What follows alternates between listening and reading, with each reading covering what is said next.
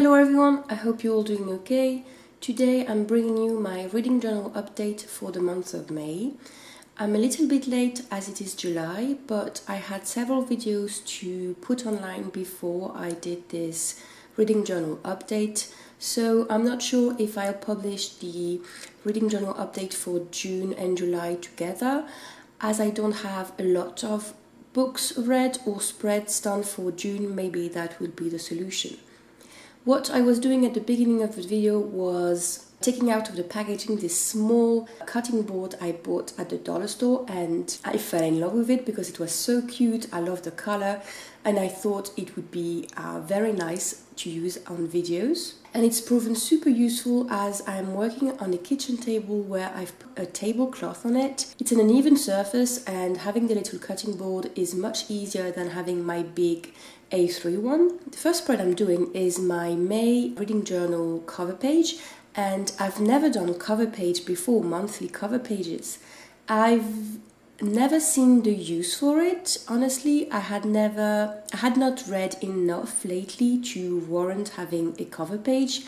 I would think it a bit silly to have a cover page and just have one spread after it. As I had been reading quite a lot this past 2 months, I thought I might try to have a cover page. And when I went through all of my different magazine clippings, I found this hokusai painting, and I thought that it would make a lovely cover page if I fussy cut around it. And I first used scissors, but some of the bits were inside the leaves, so I had to use my X-Acto knife, and I'm so in awe of people who can use X-Acto knife as if it's like easy and wieldy. It's so hard for me to do like smooth cut and round things with an X-Acto knife. Obviously with a sped up image it looks as if it was easy, but it wasn't. However, I'm quite happy I took the time to do that because I think that the result is pretty nice. I had started this spread without really knowing what I would do. I've watched a lot of reading journal videos, and I'm always in awe of how they do the cover pages, how they link the two pages together. And I don't really have a lot of stickers and ephemera to use, so I thought I would use what I have on hand. And I decided to cut up some of the Japanese characters that were also on the page. Maybe they were the title and the painter's signature, and I thought that they would make a nice illustration on the page and they would add to my accidental Japanese theme. And I showed you this page of stickers with koi carps on it, and I've bought it like years and years ago, 5-6 years ago, when I was in Paris going to a painting exhibition of Mount Fuji. And I've loved those koi carps. They have a very pretty design, they have some gold on it, and I thought that they would go perfectly with my cover page. So that's how my accidental Japanese theme was created. And you can see you don't need to have 27 rolls of masking tapes to do a pretty cover page. You can reuse what you have, you can try to create a theme from things you already own. I was really happy that there was a clear background to the sticker sheets, so I was able to put it over the picture where I was thinking about having a sticker, so I wouldn't have to put a sticker down and then remove it when I wasn't satisfied. I was then thinking about what I would do on the right page. I didn't want to do statistics as I've seen in many reading journal videos. I like doing statistics at the end of the year. Doing every month I think would be too stressful for me. I just wanted a page where I would write the titles of the books I would have, and I thought that the paper from this old notebook that's like cream with lines on it would work well on the page, and I wanted something that would hide what's already on the page. If you haven't seen any of my previous reading journal videos, you don't know that I'm reusing a reading journal I've had for years. It's by Leuchtturm. It's meant to be a reading journal, so there are already things printed on the page. And I like them sometimes, but most of the times I don't follow them or use them. So I'm quite happy when I can find a way to hide them. And this was the first time I was trying to hand letter something and then try to cut around it. I've seen it done so many times in reading journal videos, especially by Mochi Bujo. I've always loved it when she does it, but I wasn't sure I would be capable of it. And I've never really hand lettered before, so I just decided to try to use my own handwriting, make it a little bit fancy and link all the letters to make it a bit more intentional. I used some Crayola Super Tips I bought when I arrived in Canada. They're very cheap markers. They were like $4 or $5 for a whole pack, and when you want to go over what you've already done with the marker, it's not great because you have lines and you have like darker areas, but for my level of hand lettering, they've proven super useful, and I would recommend them if you wanted to start lettering and you didn't want to invest in some very expensive markers. It's good that I had practice with fussy cutting with my junk journal, because fussy cutting around letters is really tedious, especially when you have a little dot above the I or when you have to empty inside the letters. But in the end, I really like how it turned out. Doing a border, a black border around the letters, and then fussy cutting it, having this little white border, makes it so interesting looking. I didn't think that I would like it before I did the black border and then cut around it. But as soon as I put it on the picture, on the illustration, I found that it was really nice, and this is a technique I will use in the rest of the video for my reading journal spread. And as usual, I'm just using a simple glue stick. It's a German brand, Pelikan, but I've bought it only because it was the brand that was at my discount store, Action in France. It's cheap, it's working great, so you don't need any fancy glue for doing anything. And at that stage, I'm not going to complete the right page. I didn't know at that time how many books I would read, because I'm not just filming one take, I'm filming during the month, every time I'm finishing a book and every time I'm in the mood to make a spread. So I didn't know how much space I would need and how much label I would need to cut out in that lined paper. And this is not the first spread I'm doing when I'm filming this. I had already done a spread because I had really loved the book I had been reading, and I just wanted to do it for myself, not filming it. And I'm glad I did it this way, because the way I decorated the page, and I will show you that spread at the end of the video with the wrap up. So the way I did that page was using a lot of the black Crayola Super Tip, and it bled through the page. So knowing that, I was able to do a lot of collage at the bottom of the page that hid that bleeding. And on that spread, I was trying something I had been thinking about. In my previous spreads that I showed you for my April reading journal update, I had done those brown paper, tea-stained paper collages before, but I had written over them because I had seen that in some reading journal videos and I had been curious, but I'm not sure I had liked the result. On camera it looked fine, but in person, writing on these different colors of paper made it a bit hard for me to concentrate and read what I had written. So this time I wanted to try to see if doing this sort of collages I could just write around it. The book I'm doing is called Shifting Shadows. It's a short story collection by Patricia Briggs, and you would have seen a lot of Patricia Briggs spread in my previous reading journal videos. I have reread the entire Mercy Thompson series. That's an urban fantasy series. When I had done that, I went to my local library, now that I'm living in Canada, and they had this short story collection that I had never seen in person. So I thought I would take it and read just a few stories that I was interested in, but I happened to read the whole short story collection, and I didn't think I would enjoy it as much. I had already read a few of them when they had been published in French, I think. But some of the stories I found I started reading one and I just couldn't believe how well done it was. Because some of the things that annoy me with Patricia Briggs, the tendency of repeating everything that's happened to a point, talking over the plot and the mystery over and over and over. She doesn't do it in the short stories. She doesn't have the time, except for one story. And I really enjoyed some of the stories, like they were really well done. So I printed a little wolf illustration I had found on Pinterest, and when I use original pictures, I will try as much as possible to link the author and the original picture in the description. I hand-lettered the title in black at the bottom of the page, something I hadn't done before because it felt very daring to write the title at the bottom of the page. I don't know why, but my brain was like, the title is at the top of the page, in the middle. It is not on the right, it is not on the left, it is not at the bottom. So this time I thought I would try to branch out a little bit, and I really liked how it looked.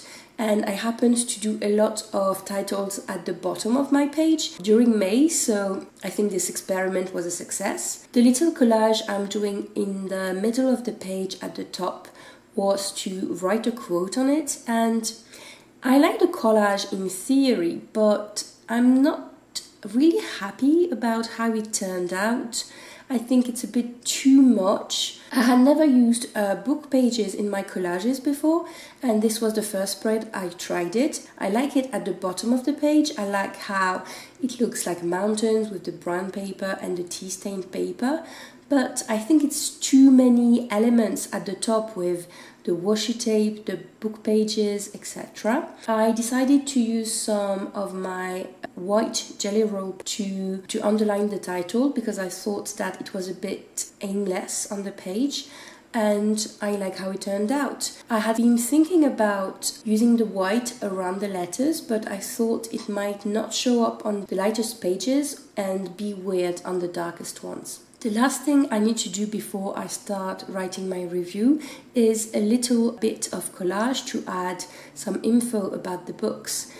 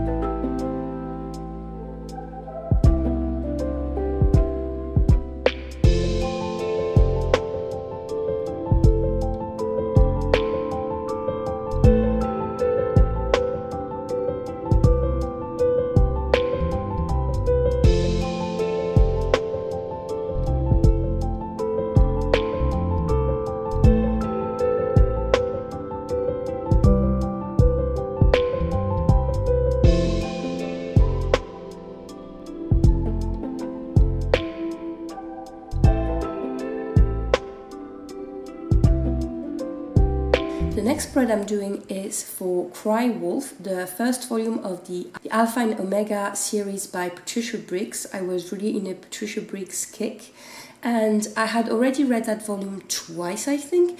It's also urban fantasy and it's set in the Mercy Thompson universe. The plot of that volume is that Anna, who's a young werewolf, meets Charles, who's an older one, and she comes to live with him, and they have a mystery in their hometown that they have to solve. It's one of the volumes I prefer. I really like the different atmosphere that this series has compared to Mercy Thompson, and I really like the different dynamic Patricia Briggs was able to create in this series. I like how she set out to differentiate that series from her other one, and I wasn't sure how I would do that spread because that volume is set during winter in Montana, so there is a lot of snow, and I wanted to recreate that snowy atmosphere, but I had almost no ephemera, stickers or whatever that were snow related. I only had that one little washi sticker on the right. That's an impressionist painting by Monet, and I really didn't know how I would create snow. But once I started collaging and I noticed all these different bits of paper I had in different shades of white or cream, I thought I would try to create like a mountainscape with the different whites, and that it would go well with my wolf illustration on the left. And I really like how it turned out. I'm using that bit of sheet music to add some texture to the page. I like that I'm able to use really small pieces of paper that you would thought I would have to discard on those reading journal pages. I was then trying to decide how I would hand letter the title. Emboldened by my two previous spreads, I thought I would try to hand letter this title.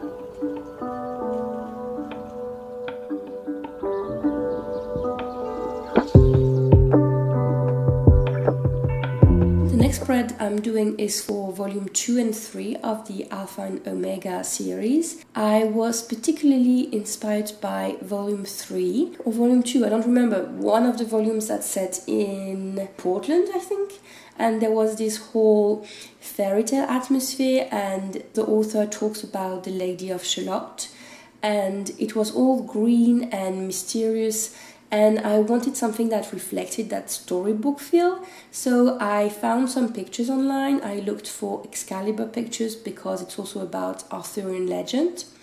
And I immediately thought about a painting by John William Waterhouse, who is a Victorian painter from the pre-Raphaelite movement. And I remember he had done a painting of the Lady of Shalott but when I looked at it, I didn't like how it would go on my page, so I used one of his paintings of Ophelia from Hamlet. And I know she's not the Lady of Shalott, but she's near water, she has flowers, and I think you can't go wrong on a spread if you add a painting by Waterhouse. Immediately it starts to look nice. And I wanted to use some leaf stickers from Journal Say. And sometimes it's a bit hard to use those big stickers on a page, so you can see how you can cut them, how you can put them behind or over some elements. And I love how this spread turned out. I think I might say that for a lot of the spread in this video, but I'm really happy that I took the time to do those spreads. I took the time to think about it, and that I didn't try to add more because I thought that more would be better for a video.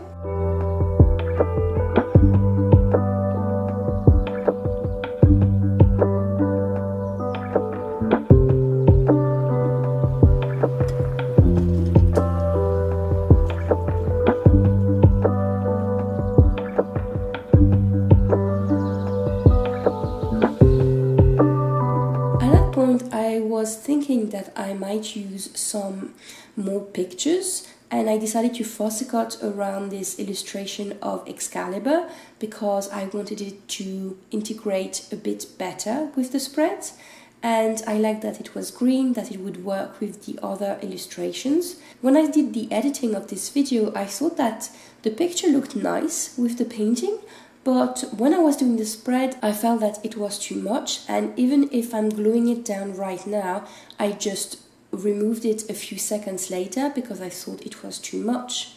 For the title of the spread, I'm not going to write the title of the two individual volumes I'm talking about. I'm going to do the title of the series, and I need to do it on an extra bit of paper because I wanted to glue it both on the old looking pages and the reading journal pages, so I needed it to be like a sticker, and I reused the same technique I did for my cover spread. Doing my previous header for May, I realized that cutting out the little bits inside the letters is easier when the title hasn't been cut out yet, because otherwise it's much more delicate, and doing this kind of fussy cutting with the craft knife gets much harder.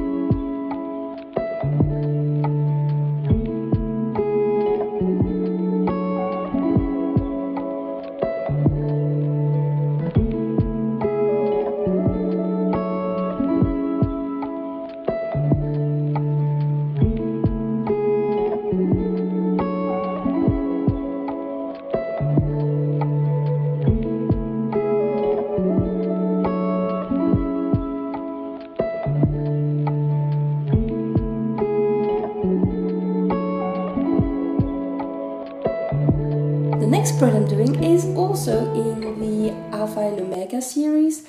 I'm not sure if it's volume 4 or 5. I really wanted to do that spread because the cover has this lovely purple and violets on it, and I thought I could do a nice spread with it. This time around I did not print wolf illustrations to go with it. I printed a landscape from Arizona where the book is set, and I wanted landscapes that had the same kind of color scheme as the cover. I hand-lettered my title off camera because I won't end up using that title for the page. I just wanted to show you that I started by using this one but was able to remove it and add a new one without ruining my spread. I really wanted to use the same, how can you call that color? What can you call that color? Magenta color for the title, as is the name of the author on the book cover, and it's also a Crayola super tip. I had also printed this little horseshoes thinking that they would go with my spread because the book is set in Arizona on a ranch with some show horses, and they are a big part of the plot.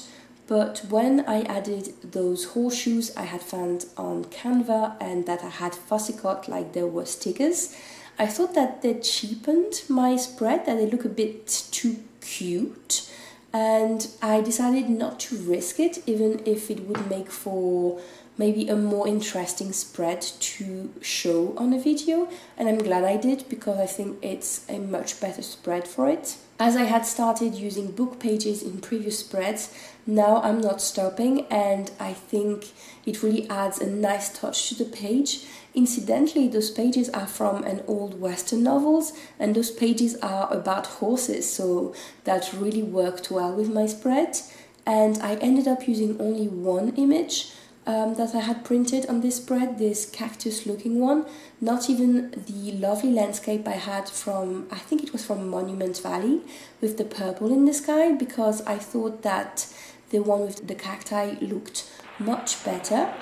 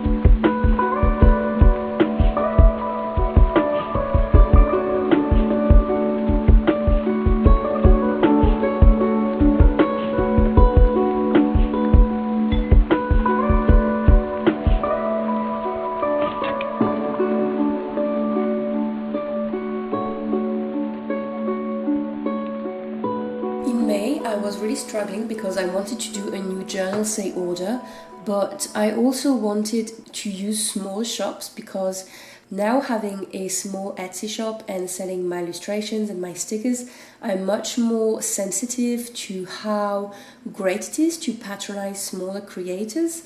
And I found Brooke Illustration as I was looking for new creators, and she is from Canada, from Ontario, I think. And then I caved. I did an order from Marigona Suli. I think she's German, and I had seen a lot of Marigona Suli in reading journal videos, in bullet journals, and I had always been successful at not buying all of her stickers and all of her illustrations. But this time I saw her shop on Etsy, and I remembered that she had an offline store too, so I went to her offline store because you have less fees for the creator when you go to their offline store. And I thought that that lovely sticker with the lady and the sunflowers would look great for this spread. I was doing a spread about In Memory of Feast by Judy Rubin. It's a book that's composed of different testimony by residential school survivors in Canada. Judy Rubin interviewed them and wrote down what they said about what they remembered about food, their best food memories from before residential school, the things they actually liked at residential school, which wasn't a lot, as you might expect. And it was such a deeply interesting and moving book to read. The portraits are only a few pages, and there are some illustrations to show you what the food looks like, and I was fascinated to learn about the kind of food the people had before they had to go to residential school. I had no idea that such dishes existed, and it was heartbreaking to see what happened to them once they had to go to residential school. If you've never heard of that, residential schools was a scheme that Canada put into place to do basically a cultural genocide of First Nation people. They wanted for them to forget their native language. They were not allowed to see their family very often. Siblings were separated. The food was atrocious. They were not taught really anything. They were abused horribly in those places, and it's just such a heartbreaking thing to read those memoirs, to read how those people forgot their mother tongues going to those schools, how they forget it because they couldn't use them or because of the trauma. And it was so nice to see them speak about it as adults, to see that they had done all these things to heal from that horrible experience. And I would really recommend that book. It was very interesting, very eye-opening, and it was a difficult read sometimes, but it was a really nice read nonetheless. On my spread, I used some stickers from Journalsay. I decided that some flowers and leaves would go very well with that theme. I had printed some food pictures that would have been eaten in First Nation families, and this one with all the gourds, I think they're called, went really well with my page and really set up the theme. I hand-lettered the title, and I tried to imitate the way the title was lettered on the original cover. The flower sticker I used over the picture on the bottom right had this little bit of tape on it, and the picture of the flower, of the yellow flower I used over the title, did not have that bit of tape. Because I wanted the theme to continue, I just used a bit of grid washi tape to go over it, and I think that it looks nice.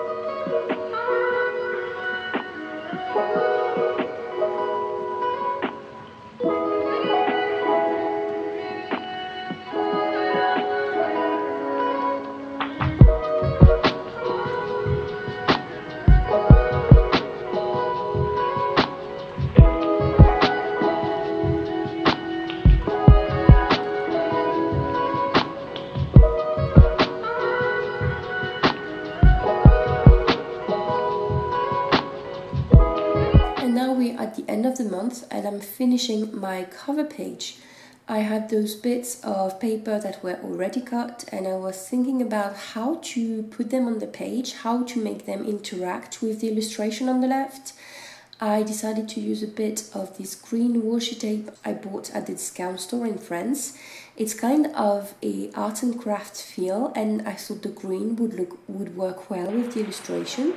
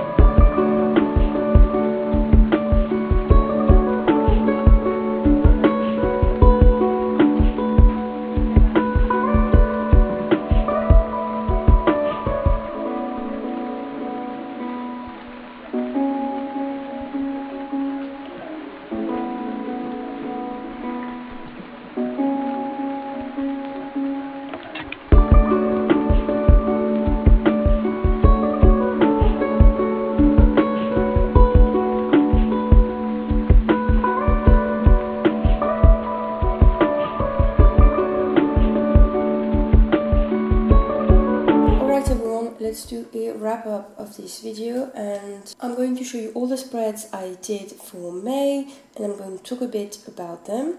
You've seen me finishing this page. I added a few stickers here and a few more koi caps. These are from Journal Say, and I thought that they went well with the Japanese theme I had going on.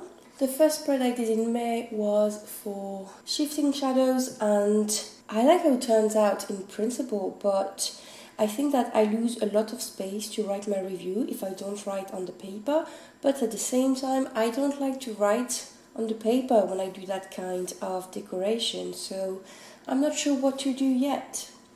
The second spread for May I did off camera. It's about Two Old Women by Velma Wallace. It's based on an Alaskan legend that Velma Wallace put in the form of a novel. And as I started reading the first lines, I immediately fell in love with Velma Wallace's writing. It's very poetical. I love how she shows the everyday things that people needed to do in order to survive in the North, how they hunted, how they built shelter, how they view the landscape, how they view their relationships with each other in their tribe, and I thought it was really beautiful. I read it in one sitting, and for my spread I wanted to use a picture from Alaska, from the region in which the legend is set in. I also drew these line work that was on the first pages of the novel, their traditional motif, and when I look at that spread it really recreates the atmosphere of the novel. I lettered the title on this little piece of paper, imitating the font that was used in the title, and I used the main colors of the cover, that is to say purple and turquoise. I had never used too many colors for my titles before, but I really like how this turned out and how it brings color to the page.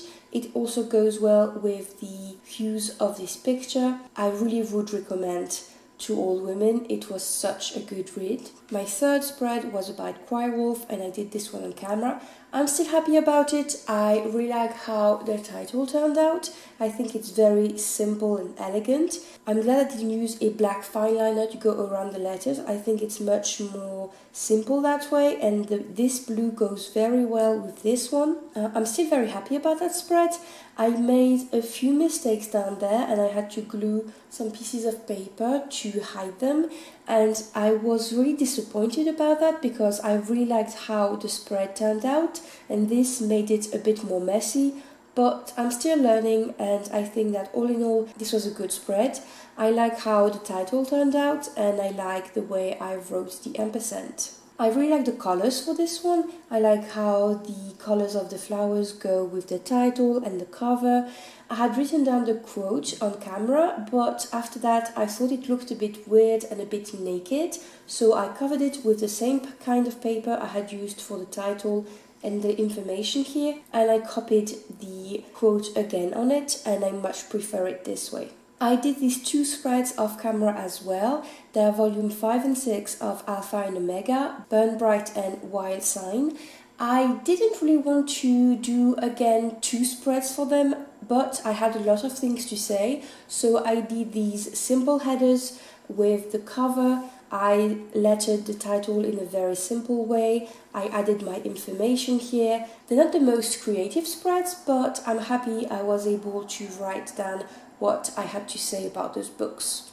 The last spread I did on camera was In Memory of Feast, and this is one of my favorites in May. I love how the title turned out. It was very tiresome and finicky to cut out every single letter, but I think this is much better than if I had glued down the words together. I like how the yellow of the flowers pick on the cover and on the picture here.